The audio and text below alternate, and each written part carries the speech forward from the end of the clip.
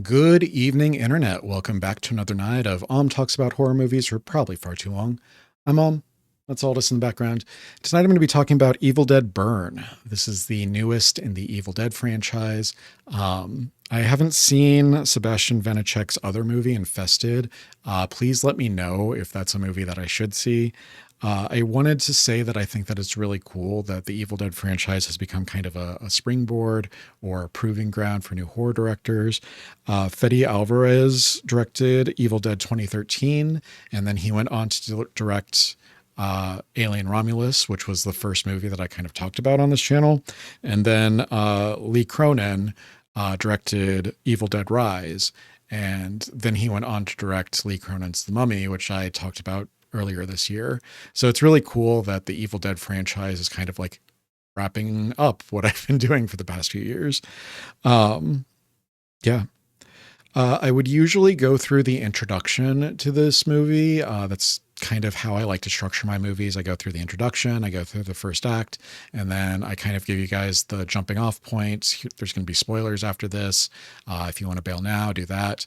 The introduction in this case kind of jumps backwards and forwards. It's very frenetic. It's not poorly done, but I wasn't vibing with it at first. It kind of felt like watching a Mr. Beast video. It's like, here's this piece of information. Now we're over here. Now we're over here. Now we're going backwards in time. Now we're going forwards in time. And it just like did not vibe with me at first. But I think that it does work within the context of the movie. It does get better after the introduction. There's like a lot of like really well done shots. There's a lot of like really well done takes. There's this one scene in like the middle of the movie where someone is crawling through the house and shit is just like going wrong around them. Very cool long shot. I'm a sucker for a well done long shot. I don't think that this movie is poorly directed, but the introduction did not vibe with me. So if you do go see it, I would recommend like sticking out the introduction and getting into the actual meat of the movie. After the introduction, we are introduced to our four like protagonists. Before we get into the protagonists, I wanted to give you guys a heads up. I've rearranged my desk. I had a box under my sit-stand desk so that my PC wouldn't move when I lifted it and lowered it. That box was starting to deteriorate. My PC was starting to sag. I was a little worried that I was putting strain on the USB cords or the motherboard or anything like that. And so I was like, let me go ahead and move this. And this week I have transferred my PC to a little like stand beside the sit stand desk. Let me know if you hear any like fan noise or beeping or buzzing or anything like that. I want to fix it if there's anything like that on the recording. So yeah. We are introduced to our four protagonists. There are the brothers, Joseph and Will. It is Joseph's birthday, and he has come to Will's restaurant slash bar slash nightclub to celebrate. It's not where I would want to go for my birthday. There's like a full nightclub where people are dancing to hip hop. There is apparently a full kitchen where they can order food, and Will, the owner of the restaurant, his wife goes to grab like a third bottle of champagne. And he's like, he whistles at her and she turns around like, did you just whistle at me? And he's like, I'm just like, maybe we cool it on the champagne. So weird place. I wouldn't want to go there for my birthday, but maybe Joseph is built different. We find out that Joseph is like a failed writer. He started 4 books, but he hasn't finished any of them. And so Will gives him a very expensive pen. He says, this is from me and Alice. And Alice kind of looks at him like, I don't know anything about this. He gifts this very expensive pen, over $1,000. And he's like, I'm hoping that this will let you like unlock your creativity, just like buying a new camera for Alice did. Apparently Alice wanted to be a photographer, but now she is the accountant at this restaurant, bar, nightclub. Will and Alice are fighting. Will appears to be very controlling. He doesn't want to give her space. He doesn't want to let her go. Anytime she like tries to go do something, he's like tearing her down. She goes outside to smoke, and he follows her out there. Joseph is there with his girlfriend Thea. I want to give shout out to Thea's actress. Probably the best actress in the movie. She is very like natural and charming and reactive when she needs to be natural and charming and reactive. She's very creepy and off-putting when she needs to be creepy and off-putting. Joseph's girlfriend Thea is there. She is like, let's never get married. After seeing this display between Joseph and or between Will and Alice, she's like, let's never get married. All four of them make their way outside. Alice is out smoking. Thea is out smoking. Will comes out and starts like badgering her about smoking. He gets mad and he smashes the window of his car. We will later learn that he was both physically and mentally torturing Alice. So yeah, this is the first Evil Dead film, I think, that deals with familial and spousal abuse. I want to give you guys a heads up that if you have like those psychological triggers, familial abuse, psychological abuse, or if you're one of those people who can't watch a movie where the dog dies, might want to skip this one. I don't think that the movie is poorly done. I think that it works well within the context of the movie, but it is heavy subject matter. And if you are someone who's sensitive to that, might want to give this one a pass, or maybe watch it later when you can control the DVD at home or control the digital video at home or whatever. So yeah, just putting that out there. Will goes to get in his car. Joseph goes to stop him.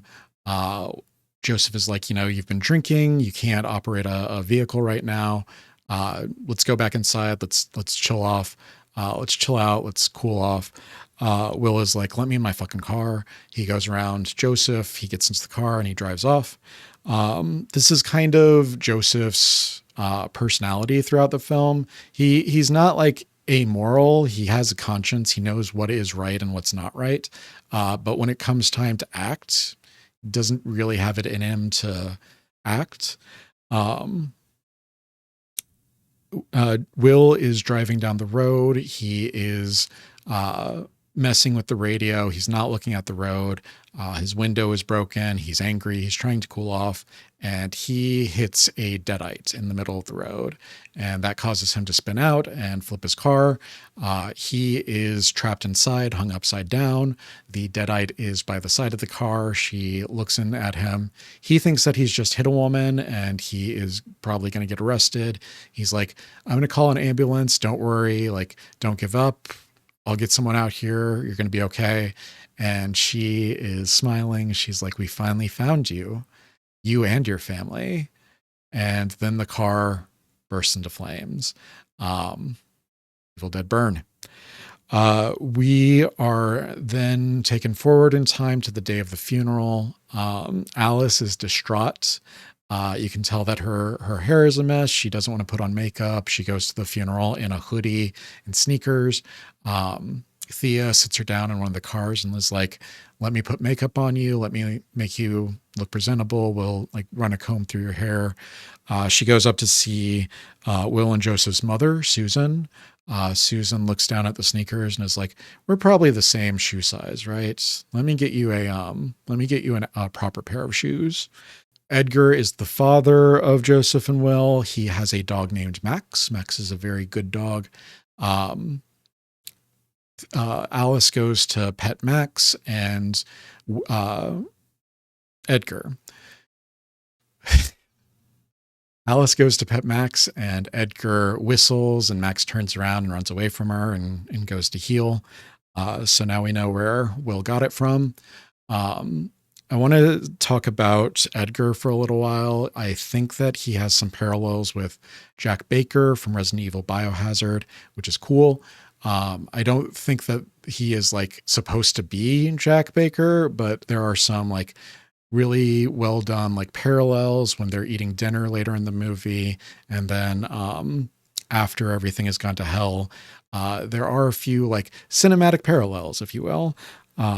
So he's got this like creepiness, this controlling nature about him. And he just like radiates this rage that's dwelling under the surface. There's a little bit of humor in this movie. It's black humor. It's not supposed to be like a comedy or anything. There is first off a construction site right next to the funeral home. So the funeral director goes to talk with the family, and Joe is like, "Should I go talk to them, try to get them to stop?" The funeral director's like, no. They said that they would be done by noon. They should be wrapping up any second now. And then it cuts over to the funeral, and there is like loud noises, a jackhammer in the background, and the funeral director has to lean in and talk into the microphone and kind of project her voice over the sounds of the construction site. Funny things like that. There is a scene like when one of the employees at the funeral home is like wheeling down the coffin to go cremate it. He like shuts the door, he puts his AirPods in, and then he's dancing to hip hop while like the oven is raising. It's cool shots, very funny. There's a little bit of humor in the grandmother, Polly. Polly is suffering dementia. Her mind is going, as they say throughout the film. And so she can't recognize people anymore. And so every time she sees the girlfriend Thea, she's like, "Oh, that's the girl that's trying to steal from me. Don't let her take my money. Get her away from me. She's going to steal my money." And, old racist white lady.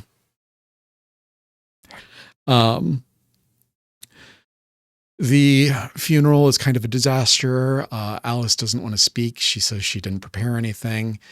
Susan is rubbed all kinds of wrong by that. Edgar is rubbed all kinds of wrong by the fact that she doesn't cry. Later in the film, he will directly say, "You didn't even cry at the funeral." And she's like, "We all mourn in our own ways." We, as the audience, know why she's not crying, but it's also probably pretty hard on her. After the funeral, the funeral home employee goes to cremate Will, and he's dancing in front of the oven, and he hears a knock at the door, and it's the father, Edgar. Edgar is like, "Can I see my son for just a few minutes before you put him into the oven?" The employee is like, I'm not really supposed to do this. Like, you're not really supposed to be here, but I'll give you 10 minutes. Don't tell anybody, I could lose my job. And he heads off. And then the father goes, and he's like crying over the coffin lid when he hears a thumping. And at first he thinks it's the door. He goes to open the door and check out of it, but it's actually coming from inside the coffin. So he grabs a sharp metal object and he bashes open the lid of the coffin. And inside you can see Will, who is now a charred deadite. And when the funeral home employee comes back, we don't get to see too much of it, but we do get to see a lot of blood. If you are someone who really enjoys blood, if you are kind of a gore hound, probably a good choice of movie for you. Despite the heavy nature of the film. The family, the parents, Edgar and Susan, Joseph and Thea and Alice all go back to Joseph's home. This is the old family home that Edgar and Susan left to Joseph while he was like trying to figure himself out. And Joseph has kind of let it go into disrepair. Everything is covered in like a layer of dust. It looks very run down. Alice says that they had their wedding there, which I thought was like within the last few years, but it looks like it's been sitting there for like 10 years or something. I don't know, but that's kind of where I'll leave you guys for the introduction to the movie. it does buck the trend of the previous movies. Usually somebody finds the Necronomicon or a reference to the Necronomicon, and they say the 4 words that summon the Deadites, and then they have to deal with this thing that they've unleashed. In this one, the Deadites are kind of already there. Nobody is to blame for the transgression. If you've seen Cabin in the Woods, they're like, they have to transgress. They have to transgress. In this movie, the transgression has been festering within the family for a lot of years. The one thing that I want to point out is the grandfather Benjamin. We find out that in his later years, he kind of abandoned the family because he was too busy studying the Circle of the Wise Men, who are said to have a weapon that can kill Deadites. And that gets introduced very early in the movie.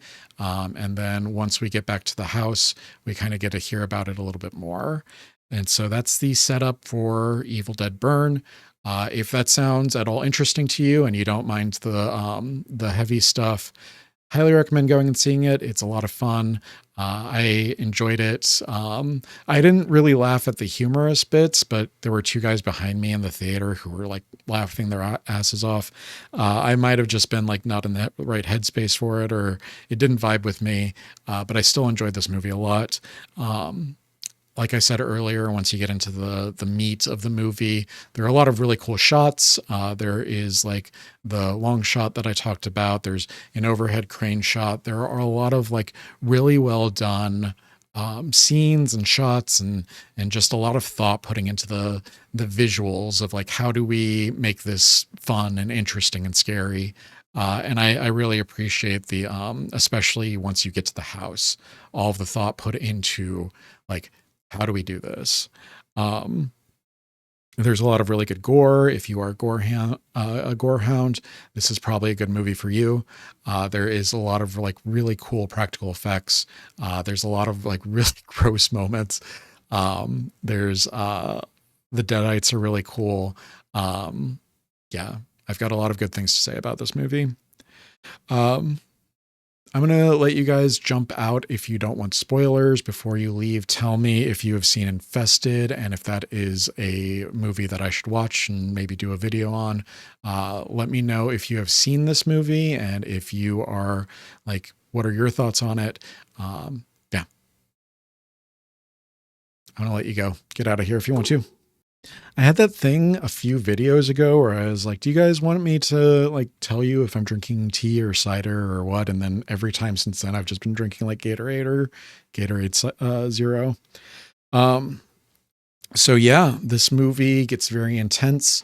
Once they get back to the house, the father has become infected by being touched by his son at the funeral parlor. He is now a Deadite and he goes absolutely off the rails very quickly. He is kind of the progenitor of the whole calamity in the household. But like I said, there is this simmering feeling that has been buried beneath his family for so long. The controlling nature, Susan's feelings that she was abandoned by her father, Benjamin, the racism of Polly. There's a lot in this old family, this old rich family. It kind of feels like Get Out a little bit, not in the direct the family is evil and trying to hurt Thea or trying to hurt Alice, but in this kind of tightly controlled old family with these social expectations and all of that stuff. Edgar is at one point he is down in the basement and he tries to stab himself in the leg, and Alice comes in and she takes the knife from him. While she's trying to do that, she drops the plates and the glasses, and she grabs the knife from him. She's like, I'm gonna hold on to this, I won't tell your wife if you chill out. And then when she goes upstairs, Susan is like, where's the plates? Where's the glasses? And Alice lies. She's like, I took a tumble on the step. I dropped the plates and the glasses. And Susan is like, I know, I heard it.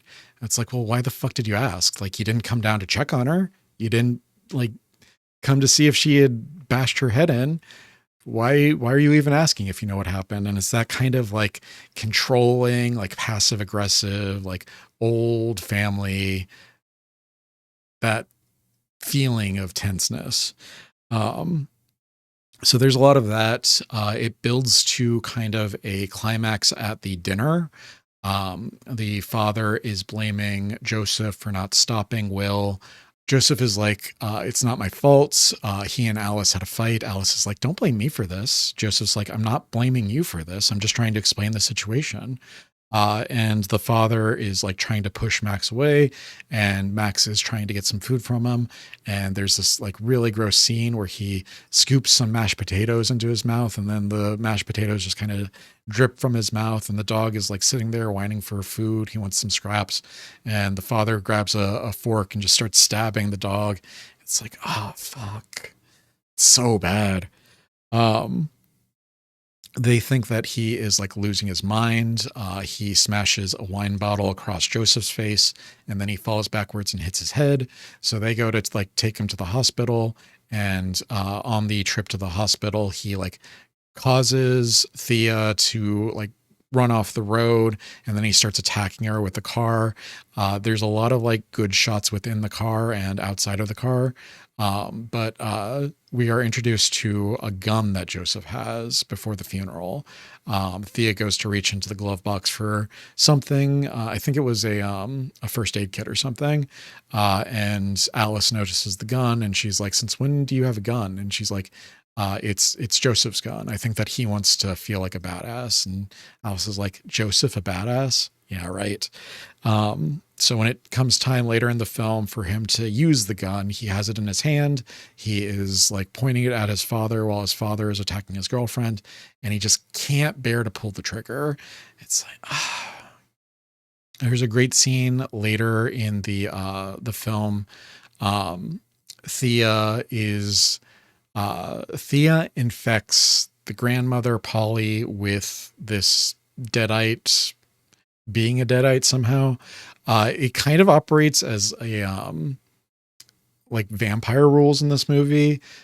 So the dad, Edgar, he kind of gets it when he is like grabbed by his son in the funeral parlor. Will grabs him and he burns him, and that burning is what infects him. And then the dog, he becomes infected once he's dead. It's not consistent. But then Thea, she is also like converted when she's dead. And then Polly, Thea takes the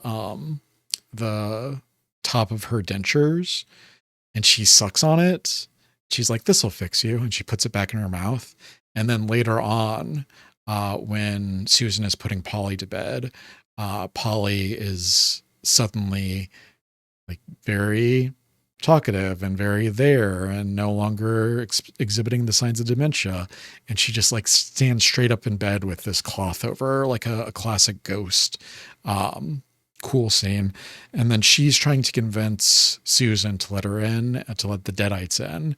And so Susan opens up the window and Edgar is there, and Edgar's like half of his jaw is missing, and it's really cool practical effect. And then he's got like blood like dripping from his mouth, and he's like, "Come here and kiss me." And they kiss. And as she pulls back, she's got the red blood all over her lips. Very cool effects. And she's like, "You haven't kissed me like that for years." Yeah, what a fucked up thing. But yeah, a lot of cool stuff like that. I don't want to do too much analysis about like the main stuff. Like it is very well done. It does very like blatantly wear the spousal abuse and the familial abuse like on its sleeve. Like this movie is about something. This movie is about these themes. In the ending scene, Alice is like talking with a paramedic. She's like, "Can I have a cigarette?" And the paramedic's like, "We're not really supposed to do that." And she's like, "Just give me the cigarette." And the paramedic's like, "Okay." And she pulls a cigarette out of her pocket and gives it to Alice. And she's like, "Who did that to you? Like, how did this happen?" And Alice just looks at her and she says, my ex-husband, and can't really get much more on the head than that. But the way that the film kind of like lives in this world where this is something that has been simmering under the surface for so long, and then it's finally exploded as we've come to see it. I think it's really well done. So yeah, I'm trying to think if there's any other like cool scenes that I want to talk about. There's I set up the dagger and then didn't end up talking about the dagger. There's a cool scene where one of the Deadites is like trying to follow Alice into the attic, and she is looking for this Kandarian knife, and she turns over a bag of knives, and there's just like a bunch of knives in the floor, and this Deadite is trying to grab her, and she grabs a knife and stabs him in the face. He's like, "Wrong knife, bitch." And she's like looking for other knives. She keeps stabbing him, and he keeps like trying to grab her. She keeps stabbing him, stabbing him, stabbing him. He's like, "I told you it's not here." And she grabs one last knife and stabs him in the chest. And all of a sudden, like the Deadite-ness drains from his face. Really cool shot. Really well done. Yeah. There is also, following, kind of her being the last girl. There is a scene where she climbs out of the roof, out of the attic onto the roof. And there's this like snow. I'm not sure if it's supposed to be snow or ash, but it's very like cinematically shot. This white powder on the roof, and then the sky is like burning, and you've got this really cool contrast between the white snow and the black of the roof, and then this redness in the sky. And then she like goes down the chimney, and one of the Deadites comes down the chimney after her, and she has this what is it, like a weed whacker or something, and she has this metal rotating saw on the end of it. She just like jams it into the Deadite's neck. Really cool shot, a lot of like really cool effects. And I think that like it's kind of those are the ones that like really stuck with me, are these really cool shots and these really cool deaths and these really cool prosthetics. And then the like, they're not even like really undertones. They're just the themes of the movie. These themes of the movie of abuse and of the family turning against Alice, and her like mental scarring, her mental like getting over her late husband. Yeah, I think it all like meshes really well. I think that at some points it's hard to recommend because it's hard to watch. But I do think that the full package meshes really well. So yeah, I'm going to get out of here. Thank you all for joining me for another night of talking about horror movies for probably far too long. I love you. I'll see you in the next video. Good night.